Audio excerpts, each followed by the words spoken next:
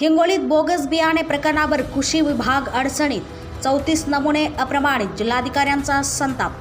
हिंगोली जिल्ह्यात बोगस बियाणे प्रकरणावरून कृषी विभागाच्या कामकाजावर गंभीर प्रश्नचिन्ह निर्माण झाला आहे. शेतकऱ्यांची पेरणी पूर्ण झाल्यानंतर बियाणांच्या तपासणीत अहवालामध्ये एकूण 34 नमुने अप्रमाणित आढळल्याने खळबळ उडाली आहे. पत्रकारांनी बोगस बियाणे प्रकरणावर जिल्हा कृषी अधिकाऱ्यांना प्रश्न विचारले, मात्र कार्यवाही धाडी आणि संबंधित आकडेवारीबाबत समाधानकारक उत्तर देता आले नाही. यावर जिल्हाधिकारी राहुल गुप्ता यांनी नाराजी व्यक्त करत शेतकऱ्यांना तातडीने मोफत बियाणे उपलब्ध करून देण्याचे आणि दोषी बोगस विक्रेत्यांवर कठोर कार्यवाही करून त्यांना तुरुंगात पाठवण्याचे निर्देश दिले आहे. दरम्यान शेतकरी संघटनांनी कृषी विभागाच्या विलंबित कार्यवाहीवर प्रश्नचिन्ह उपस्थित करत दोषींवर कठोर कार्यवाही करा, शेतकऱ्यांना न्याय देण्याची मागणी केली आहे. TV 24 मराठीसाठी राजू मगर, मुख्य संपादक, हिंगोली.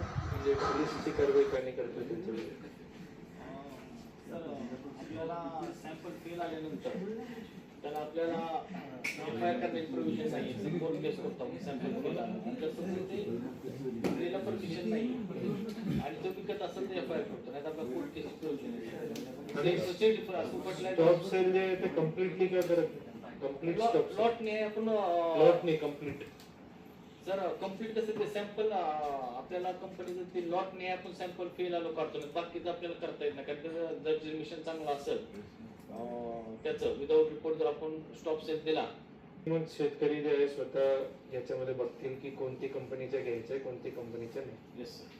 आता तुम्ही हे तर दिलं पाहिजे रिपोर्ट ते सगळं. आणि तुम्ही आता काय करा ह्याचीच एक मीटिंग टाक बोगस बियाची.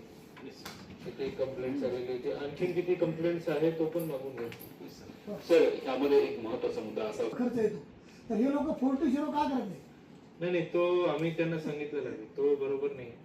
तुम्ही काय करा त्याच्यामध्ये हे जे कंपनीचे फेल आलेले आहे उन कंपनी वालों को भी बुलाओ. नाही? स्टॉक केला तुम्ही